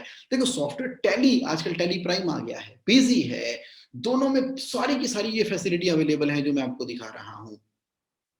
ज़ोहो लगा लो, सैप लगा लो, ओरेकल लगा लो, बैन लगा लो, नेविजन लगा लो, मार्ग लगा लो, सभी सॉफ्टवेयर के अंदर आज की डेट में ये फैसिलिटीज आ चुकी हैं। कौन सी? इंडेंट का बनना अकाउंटिंग सॉफ्टवेयर से, वहां से पीओ बन गया, क्योंकि वहीं पर मैनेज हो रहा है ना, स्टॉक पूरा मैनेज हो जाएगा। अब पीओ बनने के बाद गुड्स रिसीप्ट नोट बना, उसकी क्वालिटी चेक हुई, उसका इनवॉइस आया, इनवॉइस आने के बाद अप्रूवल होगा, इनवॉइस अप्रूव हो गया, इनवॉइस अप्रूव होने के बाद वो पेमेंट करने के लिए तैयार है, तो हम एजिंग देखेंगे, एजिंग देखने के बाद उसकी पेमेंट एडवाइस बनाएंगे और फिर अल्टीमेटली वो कनेक्ट होके आपको बैंक ट्रांसफर के अंदर ले जाएगा। This is what is to be updated. अगर आप इफेक्टिव मैनेजमेंट करना चाहते हैं, कुंजन गुप्ता जी ने क्वेश्चन पूछा विच सॉफ्टवेयर टू मैनेज पे रोल। जगमोहन जी अभी आता हूं, सारे टॉपिक कवर करूंगा। तो आपको अकाउंटिंग सॉफ्टवेयर पता लग गया, टैली, बिजी, बांस, हैप और एकल कोई भी यूज करो, लेकिन सारे के सारे फीचर उसके इस्तेमाल करने हैं। परचेज एफएमएस आपका स्टार्टिंग पॉइंट है, जब वो मैच्योर हो जाएगी परचेज एफएमएस, तो आप उसको अकाउंटिंग सॉफ्टवेयर में अल्टीमेटली ले जाओगे, क्योंकि वहीं से आपको राइट और टाइमली रिपोर्टें मिलती हैं। तो परचेज ऑर्डर सिस्टम जो आपने अपनी कंपनी में बनाया है ना, उसके अंदर आप देखो जो कैपिटल गुड्स है उसका एक प्रोसेस होना चाहिए कि टॉप मैनेजमेंट ही कैपिटल गुड्स को बाय करने के लिए अप्रूव करेगी। मशीनरी है, ऑफिस की रिनोवेशन है, इक्विपमेंट है, फर्नीचर है, जो भी लॉन्ग टर्म इन्वेस्टमेंट आपने करनी है, टॉप मैनेजमेंट का उस पीओ के अंदर साइन चाहिए। कंप्यूटर खरीदने हैं, गुड्स और सर्विसेज के लिए ना, आप देखो कि क्या आपने साइनिंग अथॉरिटी डिफाइन कर रखी है मॉनिटरी लिमिट के हिसाब से। मैंने देखा बिजनेस ओनर ना बस मंडे के मंडे या किस दिन साइन ही करता रहता, साइन ही करता रहता, साइन ही करता रहता, साइन ही करता रहता है। छोटे मोटे बिल हैं। अब होता क्या है, इतने साइन करने के चक्कर में जब छोटे छोटे बिल होते हैं उसका इंटरेस्ट ही लूज हो जाता है। वो महंगी महंगी चीजें भी ना खट खट खट खट खट खट खट खट साइन कर देते हैं और वो फॉर्मेलिटी बन के रह जाती है। कई बार तो कार में आते हैं, कार नीचे खड़ी होती है, वहां वाइफ से बात हो रही है, वहां पर परचेज ऑर्डर साइन हो रहे होते हैं। कई बार तो ऑफिस आते हैं, दोनों के दोनों फोन कान में लगे हुए हैं, सामने रिसेप्शनिस्ट या फिर आपकी ये खड़ी है या आपका परचेज वाला खड़ा है, वहां पे खट खट खट साइन कर रहे हो। क्यों फॉर्मेलिटी बनाई हुई है? क्यों फॉर्मेलिटी बनाई है? क्यों सबसे बड़ा ऑब्स्टेकल बने हुए हो अपनी कंपनी के अंदर? तो बेड़ा गर्क इसी वजह से हुआ पड़ा है। आप देखते हो इस तरह के बिजनेस ओनर आपको भी नजर आते हैं। आप तो नहीं हो, मुझे पता है, आप तो अमेजिंग हो, आप तो कमाल हो, लेकिन आपको आसपास दिखता है ना कि इस तरह के बिजनेस ओनर ऐसा कर रहे होते हैं। अगर आपको भी ऐसे बिजनेस ओनर आसपास दिखते हैं, and if you agree with me and you are able to relate with me and it is making a sense, तो just type MS in the chat box. Just type MS in the chat box. Just type MS in the chat box. Yes, Lalit ji, मैंने धीरे से इशारा कर दिया है उन सभी लोगों की तरफ जिन्होंने परचेज ऑर्डर को मशीन की तरह ठक ठकाठक ठक ठकाठक, कल को जब कोई फ्रॉड होता है, कोई प्रॉब्लम आती है, उसके ऊपर आपकी चिड़िया बनी होती है। मत बनाओ ना चिड़िया, सिस्टम ऐसा एप्लीकेबल करो। तो आप मॉनिटरी लिमिट डिफाइन करो, आप अपनी मॉनिटरी लिमिट डिफाइन करो कि भैया कौन से वाले गुड्स एंड सर्विसेज मैंने परचेज करनी है जो 80% वैल्यू कॉन्स्टिट्यूट करती है। 20% वैल्यू जो कॉन्स्टिट्यूट करती है उसको राइट मैनेजर को या अकाउंट हेड को या परचेज वाले को या किसी को आप अथॉरिटी दे दो, वो ज्यादा बेटर काम करेंगे, वो ज्यादा अच्छा काम करेंगे। नुकसान नहीं होता, उससे फायदा ही होता है। वो बड़े अपने आप को रिस्पॉन्सिबल समझते हैं उस केस के अंदर, वो है भी रिस्पॉन्सिबल, वो तो हम ही रिस्पॉन्सिबल है बिजनेस ओनर जो कि इसको स्केलेबल में लेके आ पा रहे। सही सही चेक एंड कंट्रोल रखो ना।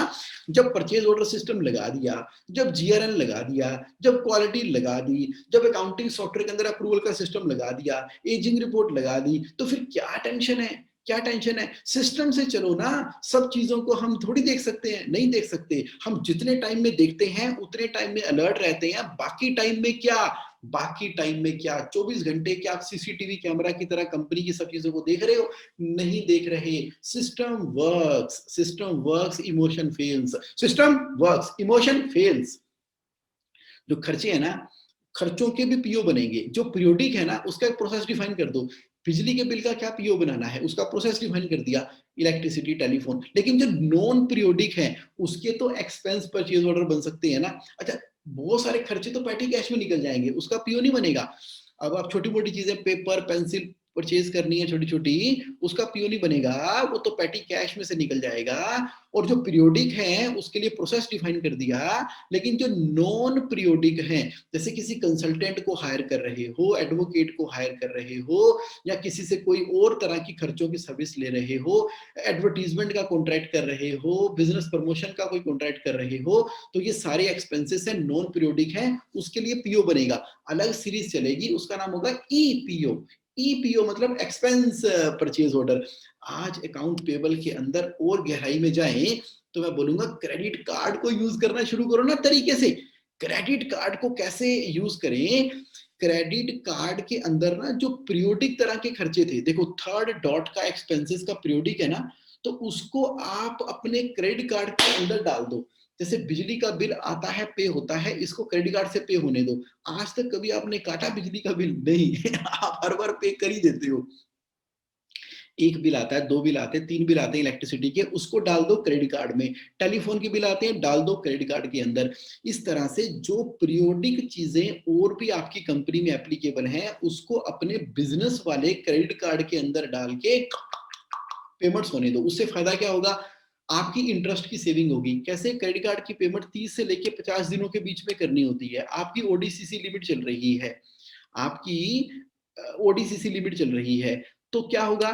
जब आप वहां से पे करोगे तो आपकी इंटरेस्ट की सेविंग हो गई उतने अमाउंट की। भैया एक एक रुपए का हिसाब रखा हमने। अच्छा, क्रेडिट कार्ड से पेमेंट होगी तो रिवार्ड पॉइंट भी मिलेंगे, क्या पता कोई टिकट ही फ्री मिल जाए। कई बार कई शॉपिंग, दिवाली और बड़ी सारी क्रेडिट कार्ड में पॉइंट इकट्ठे करो तो उसमें अंदर आपको बेनिफिट होता ही है। अच्छी खासी पेमेंट हो रही है आपकी क्रेडिट कार्ड से। अच्छा, उससे क्या होगा कि हमेशा टाइमली पेमेंट होगी। अब आपके मोबाइल के अंदर ये आवाज नहीं आएगी कि भुगतान ना होने की वजह से आप की आउटगोइंग सर्विसेज बंद होने की संभावना है। ऐसी कभी आवाज जिंदगी में सुनाई देगी ही नहीं आपको, क्योंकि क्रेडिट कार्ड से वो ऑटोमेटिकली लिंक है, तो आपका मोबाइल फोन वहां से पे हो चुका होगा। और ये ना एफिशिएंट सिस्टम है, इतनी एफिशिएंसी आ जाएगी। अभी जो अकाउंटेंट है वो फॉलो करते रहते हैं, ये बिल पे कर दिया कि नहीं कर दिया, वो कर दिया कि नहीं कर दिया, ये कर दिया कि नहीं कर दिया। अब क्या होगा? जितने बिल क्रेडिट कार्ड के थ्रू पे हो चुके हैं, 10 तारीख को सिंगल ट्रांसफर या जो भी ड्यू डेट है क्रेडिट कार्ड की, उस समय उसको टाइमली पे कर दिया। ना तो हमने क्रेडिट कार्ड वालों को इंटरेस्ट दिया और ना ही हमने ओडीसीसी के ऊपर इंटरेस्ट दिया, और एफिशिएंसी हो गई। तो कमाल कमाल का सिस्टम हो गया। तो कौन से वाले खर्चे डालेंगे क्रेडिट कार्ड के अंदर? वो वाले खर्चे जो कि पीरियोडिक नेचर के हैं और वो पे होते ही होते हैं। तो खर्चों को तो रिव्यू करना ही है, बिल्कुल। द एक्सपेंस रिव्यू मैकेनिज्म में fall weak in case of automatic debit. नहीं, सारे खर्चों को सुशांत भाटे जी थोड़ी डाल रहे हैं उसके अंदर। उन खर्चों को डाल रहे हैं जो कि पीरियोडिक है और जो कभी चेंज नहीं होते। आपके वोडाफोन का बिल या आपके जियो का बिल, तो क्या आपने कम करवाया बिल आज तक? जब से बिल लगा रखा है, बिजली का बिल आज तक कभी आपने कम कराया? अगर मान लो अगर आप चेक कर भी रहे हो उसको, तो उसके बाद तो क्या है, क्रेडिट कार्ड में तो रिवर्स हो जाता है। आप तो कभी भी उसको रिवर्स करा सकते हो क्रेडिट कार्ड के अंदर, बड़े आराम से करा सकते हो। ये सारी फैसिलिटी है, उसके ऊपर आप क्लेम भी ले सकते हो। So many facilities are available in today's date. वो वाले खर्चे, अब बाकी खर्चे तो आप बैंक आरटीजीएस से कर ही रहे हो। अच्छा, जब आप क्रेडिट कार्ड से पेमेंट कर रहे हो ना, तो आप इंश्योर करो कि टेलीफोन वाले को आपने अपनी कंपनी का जीएसटी अपडेट करवाया हुआ है। और अदरवाइज भी जब आप क्रेडिट कार्ड से पेमेंट करते हो तो उस केस के अंदर आपको जीएसटी नंबर कंपनी का जरूर देना है, ताकि वो राइट क्रेडिट आपके अकाउंट में रिफ्लेक्ट करे। अच्छा, आगे बढ़ते हैं। Payroll software outflow account payable management के अंदर एक बहुत बड़ा हिस्सा सैलरी का होता है। तो लगा लो कोई पेरोल सॉफ्टवेयर, जैसे हम अपने ऑफिस में एक सॉफ्टवेयर यूज करते हैं केका, KEKA, यही आपने पूछा था। तो आप इसको एक्सप्लोर करके देखना, अच्छी कंपनी, बड़ी कंपनी है। इस तरह से हजारों कंपनियां हैं, किसी से भी करो। तो पेरोल सॉफ्टवेयर क्या करेगा? अटेंडेंस भी लगा लेता है, लीव मैनेजमेंट भी करता है, सैलरी कैलकुलेशन करता है, अप्रूवल उसी के अंदर होते हैं, पे स्लिप बन जाती है, टैक्स की डिक्लेरेशन हो जाती है, जैसे उसकी उसकी लोकेशन ट्रैक हो जाती है, कोई भी कन्वेंस है, खर्चा है, वो रीइंबर्समेंट हो जाती है। इसमें पूरी ऑटोमेशन है, ट्रांसपेरेंसी और पीस ऑफ माइंड है, पूरी तरह से कंट्रोल है। एम्प्लॉय को भी पता है कि मैं जितना लेट आया उतने कट गए, लीव पॉलिसी के हिसाब से पहले उसने अप्लाई किया। तो ये जितना समय बर्बाद होता है हमारा पेरोल को मैनेज करने के लिए, तो ये कई कंपनियों के अंदर पेरोल तो एक इवेंट ही बन चुका है, एक घटना बन चुकी है। 5 7 10 दिन उसमें निकलते हैं। क्या कर रहे हो? सैलरी बना रहा हूँ, सैलरी चेक कर रहा हूँ, सैलरी पे कर रहा हूँ, salary salary salary salary salary, पूरा महीना ही एक बंदा तो सैलरी की लीव कैलकुलेशन और मैनेजमेंट और उसी के ऊपर ही लगे रहते हैं। My invitation to you is account payable management के अंदर सॉफ्टवेयर आपका एक लगा ही होना चाहिए, लगा ही होना चाहिए। जिस पीरियोडिसिटी पे आप अकाउंट पेबल की पेमेंट करते हो ना, उस पीरियोडिसिटी की बेस्ट पीरियोडिसिटी है फोर्टनाइटली। यानी कि अगर आपने अपनी कंपनी के अंदर ट्वाइस ए मंथ का सिस्टम चालू कर दिया, अमेजिंग है, अमेजिंग है। ट्वाइस ए मंथ का सिस्टम चालू कर दिया तो बहुत अमेजिंग है। तो नहीं तो रोज रोज रोज रोज रोज रोज पेमेंट कौन करे? इसका मतलब है कि पीरियोडिक खर्चे आपने क्रेडिट कार्ड से कर दिए, वेंडर की पेमेंट महीने में 2 बार होती है, अब पूरा फोकस और एनर्जी बिजनेस को एक्सपेंड करने में लग गया। कमाल हो गया, आपके बिजनेस के अंदर शांति ही शांति होनी शुरू हो गई। ओके, अच्छा मेकर चेकर लगाओ ना अपने कंपनी के अंदर। मेकर चेकर क्या होता है? बैंक एक पोर्टल देते हैं आपको, Kotak Mahindra, HDFC, ICICI, PNB, SBI सभी बैंक देते हैं। तो जिनको पेमेंट करनी है उसकी पहले अकाउंट्स वाले मेकिंग कर देंगे सॉफ्टवेयर के ऊपर जाकर, और जब उसको एक्चुअली पे करना है तो ओनर की तरफ से क्या होगा? अप्रूवल होगा तो पेमेंट हो जाएगी। एक तो पेमेंट भी उस लेवल पर भी 2 बार चेक हो गई। तो मैं क्या बोल रहा हूं, बैंक के पोर्टल को इस्तेमाल करना शुरू करो, बहुत इफेक्टिव रहता है ये वाला सॉफ्टवेयर इस्तेमाल करना। ओके, 4 बैंक अकाउंट ना, ये सिस्टम फॉलो करो। 4 बैंक अकाउंट में क्या है कि जो भी पैसा आपके पास आ रहा है उसको एक सिंगल अकाउंट में डालो जिसका नाम है इनफ्लो ओडीसीसी अकाउंट होगा अगर आपका है तो। अच्छा, उसमें से जब भी पेबल में 15 दिनों में एक बार पेमेंट करनी है तो पेबल में आरटीजीएस कर दिया, जब खर्चों की पेमेंट के पैसे निकलने हैं तो खर्चों में आरटीजीएस कर दी, और एक फिक्स्ड परसेंटेज आपकी cash reserve with in the business इकट्ठी होनी चाहिए। मैं काफी बार बता चुका हूं कि इनफ्लो और कैश रिजर्व आपके ओडीसीसी होंगे ताकि आपको इंटरेस्ट का लॉस ना हो। 4 बैंक अकाउंट की पॉलिसी हमें फॉलो करनी है। और एक चीज ना अकाउंट पेबल में नोट कर लो, soft copy scan and upload in accounting software. Document management system को यूज करो। क्यों नहीं कर रहे? जो भी एक्सपेंस का बिल आया, जो भी परचेज का बिल आया, आपने उसको स्कैन किया और उसको अपलोड कर दिया, और उसको आपके अकाउंटिंग सॉफ्टवेयर टैली के अंदर उस वाउचर एंट्री से अटैच कर दो, बिजी के अंदर वाउचर एंट्री से अटैच कर दो। जब आप इस तरह से अटैच करना शुरू करोगे तो आपका बड़ा इफेक्टिव कंट्रोल हो जाएगा। जब भी आपको हिसाब करना है, किताबों का ऑडिट करवाना है, असेसमेंट करानी है, कुछ भी करना है, उनकी soft copy already accounting software में अवेलेबल रहेगी। Document management system, doc MGT sys, ये आप अपने अकाउंटिंग सॉफ्टवेयर में लगा लो। टैली के लिए तो मैंने खुद एक सॉफ्टवेयर क्रिएट किया है, वो मैं आपका लगवा दूंगा। बाकी जो सॉफ्टवेयर हैं वो आप वेंडर से बात कर लो, वो लगा देंगे। बड़ा सिंपल है, साइंस है आज की डेट में, तो क्या दिक्कत है? सब पॉसिबल है। आप अपने सॉफ्टवेयर प्रोवाइडर से बात करो तो वो आपका डॉक्यूमेंट मैनेजमेंट सिस्टम लगा देगा। तो ये अकाउंट पेबल मैनेजमेंट सिस्टम की ना, देखो स्टेप बाय स्टेप मैंने साइंस से लेके आर्ट से लेके मैनेजमेंट तक सारे एस्पेक्ट कवर किए। ये सारी की सारी चीजें ना किसका हिस्सा है? ये सारी की सारी चीजें जो है वो हिस्सा है कैश फ्लो मास्टरी का। देखो, budget, budget is the only way to reduce cost. The only way to reduce cost is budget. तो क्या आपने पूरे साल के अकाउंट पेबल के और खर्चों का बजट बनाया है? नहीं बनाया तो बना लो। ये उसकी जान है, ये उसकी एसेंस है। जो बना चुके हैं उसको आप मंथली फाइनेंस रिव्यू मीटिंग के अंदर रिव्यू करो। तो मैं आपसे क्या बोल रहा था? मैं आपसे बोल रहा हूं ये सारी चीजें हम इसलिए डिस्कस कर रहे हैं क्योंकि ये सब का सारा कैश फ्लो मास्टरी का पार्ट है। और मैं आपको बता ही चुका हूं, क्या बता चुका हूं, कि cash flow mastery is my passion. पूरे दिल से लगा पड़ा हूं कैश फ्लो मास्टरी के लिए। बुक के अंदर भी लिख दिया। सीए क्वालिफाई करने के बाद वेरियस मनी के ऊपर किताबों की मास्टरी अपनी लाइफ में लगाने के बाद जो क्लाइंट ऑलरेडी सुसाइड करने वाला था कैश फ्लो मिसमैनेजमेंट की वजह से, कैश फ्लो की चेकलिस्ट लगाने के बाद अब उसका बिजनेस बहुत अमेजिंग चल रहा है। तभी से ही मैं इस मिशन के ऊपर हूं। पहले मैं रूटीन कंप्लायंसेस के अंदर था, अब मैं कैश फ्लो मास्टरी मिशन में आपके साथ हूं। तो my mission is to educate and enlighten 1 million people by 2021 so that they experience financial freedom with financial control in their company and life. मैं बता रहा हूं दोस्तों, इस मिशन का आप भी हिस्सा है और इसको और स्प्रेड करो, इंकरेज करो लोगों को, ताकि वो भी 5 AM सेशन के अंदर आए और पूरा बेनिफिट लें, क्योंकि जो 5 AM में आ गया ना, वो अपने बिजनेस को तो ट्रांसफॉर्म कर ही देगा, क्योंकि वो माइंडसेट है ना, out of the box thinking लेता है। Uncomfortable is the new reality, uncomfortable is comfortable for them. अच्छा, बिजनेस ओनर, जैसे आप भी बिजनेस ओनर हैं, आपसे मैं मिलता हूं, बातचीत करता हूं, there are number of people and I am doing the seminar, workshop. अच्छा, कैश फ्लो जो है वो मास्टरी करते हैं ना, वो हमारी लाइफ में भी काम करती है, वो आपकी लाइफ में भी काम करती है। तो अब मैं आपसे क्या रिक्वेस्ट कर रहा हूं, मैं आपसे रिक्वेस्ट कर रहा हूं कि जितने लोगों ने आज की डेट में पार्टिसिपेट किया, आज जो पार्टिसिपेट किया ना, तो अगर आप मेरे से 1 to 1 करना चाहते हैं तो मैं सीधा आपको ना 1 to 1 पे लेके चलता हूं। अगर आपका कोई भी सवाल अनआंसर्ड रह गया है तो आप क्या करो, चैट बॉक्स के अंदर टाइप करो। क्या टाइप करोगे? 1 to 1। Just type 1 to 1 in the chat box अगर आपका कोई अनआंसर्ड क्वेश्चन रह गया है। देखो मैं क्या करता हूं, नया टॉपिक लेकर आता हूं। अगर आपका कोई अनआंसर्ड क्वेश्चन होता है तो मैं आपसे 1 to 1 के अंदर बात करता हूं। एक जूम कॉल होती है, उस जूम कॉल के अंदर आपसे करूंगा।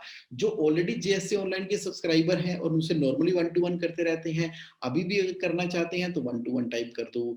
अगर आप जेएससी ऑनलाइन के सब्सक्राइबर नहीं हैं और बनना चाहते हैं, इसके बारे में और जानना चाहते हैं, तो 1 to 1 टाइप कर दो। आपका कोई अनआंसर्ड क्वेश्चन रह गया है तो भी आप चैट बॉक्स के अंदर 1 to 1 जैसे आप टाइप करेंगे तो उस केस के अंदर मेरी एग्जीक्यूटिव असिस्टेंट जो है वो आपके साथ में एक मीटिंग फिक्स करेगी ताकि हम उसको कर पाए। देखो 1 to 1 के अंदर मैं आपसे क्या कमिटमेंट लेता हूं, ये लेता हूं कि आप अपने बिजनेस के अंदर ना कैश फ्लो मास्टरी के प्रिंसिपल को अप्लाई करते चले जाएं। ना केवल आप कैश रिच बिजनेस और लाइफ को रन करें बल्कि लोगों को भी इंकरेज करें। पता क्यों? ताकि everybody is able to get the maximum benefit and value of the system। Okay, अगर आप मुझसे 1 to 1 करना चाहते हैं तो आप इसके अंदर 1 to 1 टाइप करें। क्यों करना है? ताकि आपको मैं उसको डिटेल में बता सकूं। चलो ठीक है, got it. Thank you very much, आपने मुझे आज का समय दिया। और account payable, how was this topic for you today? Did you like this topic? How was that?